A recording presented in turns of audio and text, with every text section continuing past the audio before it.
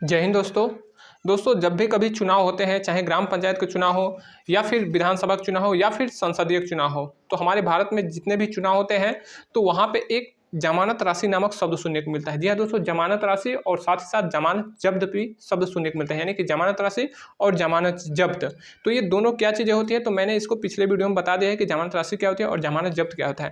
इस वीडियो में हम लोग थोड़ा सा आपके जो पेपर हैं उनके हिसाब से ना बात करके थोड़ा सा इसको हम लोग समझेंगे थ्योरी में, यानी कि इसमें इससे जो क्वेश्चन है वो आपके एग्जाम में नहीं आएंगे, जाहिर सी बात है एग्जाम में नहीं आएंगे, लेकिन ये एक समझिए कि हर इंडियन डेमोक्रेसी यानी कि भारत के लोकतंत्र में रहने वाले सभी लोगों को ये वीडियो जरूर देखना चाहिए, क्योंकि यहाँ पे मैं एक ऐसे टॉपिक पे बात कर रहा हूँ जिसपे कि शायद ही बहुत कम ही लोग बात करते हैं और बहुत कम ही लोग इस मैटर पे पहुँच पाते हैं कि वाकई में यहाँ पे जो है एक बहुत बड़ा ब्लैक होल है। जी हाँ दोस्तों, बहुत बड़ा ब्लैक होल है ये जमानत राशि। जी हाँ दोस्तों, जब भी कोई चुनाव होता है तो जब भी कोई उम्मीदवार अपना पर्चा भरता है तो वहाँ पे उसको एक जमानत राशि देनी पड़ती है।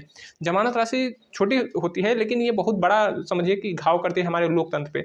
इसलिए मैंने इसको लिखा है कि a big black hole in Indian democracy. जी हाँ दोस्तों, भारत के लोकतंत्र में कहा जाता है कि भारत का जो लोकतंत्र है वो दुनिया का सबसे बड़ा लोकतंत्र है, लेकिन बड़ा लोकतंत्र होने से नहीं होगा, सबसे अच्छा लोकतंत्र इसको बनाना चाहिए। और सबसे अच्छा लोकतंत्र उसको बनाने के लिए हमें बहुत सारे इसमें सुधार करने पड़ेंगे, जिसमें एक ये सुधार भी बहुत बड़ा इंपॉर्टेंट रोल अदा करता है, वो होता है जमानत राशि।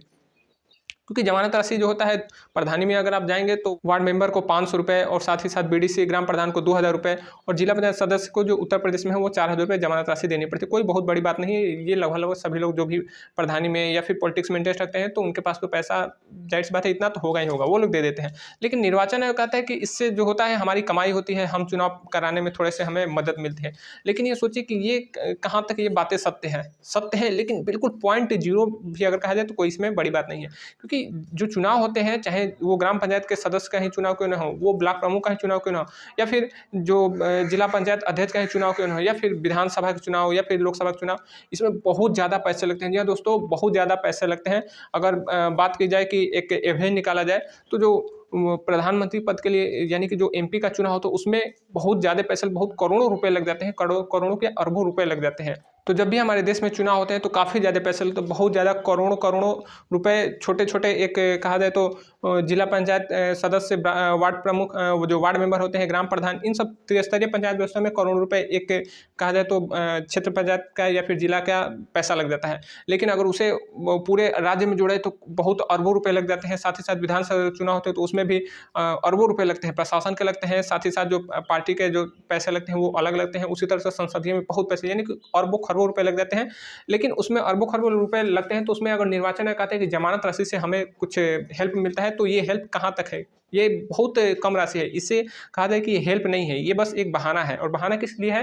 क्योंकि निर्वाचन आयोग चाहता है कि बहुत कम ही लोग आए उम्मीदवारी के लिए। जी हाँ दोस्तों, निर्वाचन आयोग का एक पीछे के जो मंशा है वो ये है कि जो बहुत कम लोग आए हमारे जो चुनाव प्रक्रिया है उसमें भाग लेने के लिए, यानी कि उम्मीदवारी बहुत कम लोग करें।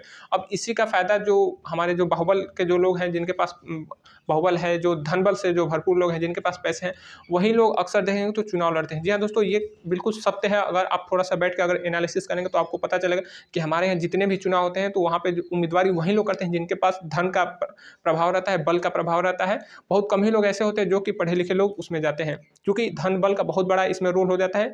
जो भी वर्तमान लोकतंत्र है, जो वर्तमान चुनाव प्रक्रिया है उसमें है। मेरे पास एक इससे भी बेहतर चुनाव प्रक्रिया है जिसको अनिवार्य उम्मीदवारी चुनाव प्रक्रिया कहा जाए, और उसको शॉर्ट में अगर कहा जाए तो सीसीईपी। ये चुनाव प्रक्रिया बहुत ही बढ़िया है। अगर आप उसे समझना चाहते हैं तो उसका मैंने एक सेपरेट वीडियो बनाया, उसको समझिए, ये हमारे देश के लिए बहुत ही फ़ायदा होगा।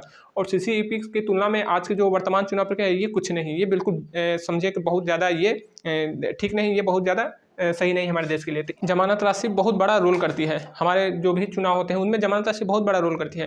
तो निर्वाचन आयोग को करना चाहिए कि जितने भी जो लोग भी उम्मीदवार बनना चाहते हैं, यानी कि जो लोग भी उम्मीदवारी अपना करना चाहते हैं, तो उनको फ्री कर देना चाहिए, यानी कि फ्री ऑफ कास्ट कर देना चाहिए और पर्चा भी न भरना पड़े, इस तरह से व्यवस्था करनी चाहिए। क्योंकि देखिए, अगर पर्चा ना भरना पड़े और सभी लोग ऐसे ही बिना पर्चे के ही उम्मीदवार बन जाए तो ये समझिए कि सुनने में थोड़ा सा अजीब लगेगा कि मैं क्या करूं। लेकिन अगर आप थोड़ा समझेंगे, कुछ समय देंगे, 2-4-5 मिनट, तो आप लोग समझेंगे तो पता चले कि नहीं, ये बहुत बड़ी समझिए कि लोकतंत्र के लिए बहुत बड़ी बात हो जाएगी। क्योंकि देखिए, लोकतंत्र में अच्छे लोग क्यों नहीं आते हैं? जब भी हम कोई चुनाव जब भी हमारे देश में चुनाव होते हैं, विधानसभा के चुनाव या संसद के चुनाव या प्रधान के भी चुनाव होते हैं, तो बाद में हम कहते हैं कि हमारा प्रधान सही नहीं है, हमारा विधायक सही नहीं है, हमारा सांसद सही नहीं है।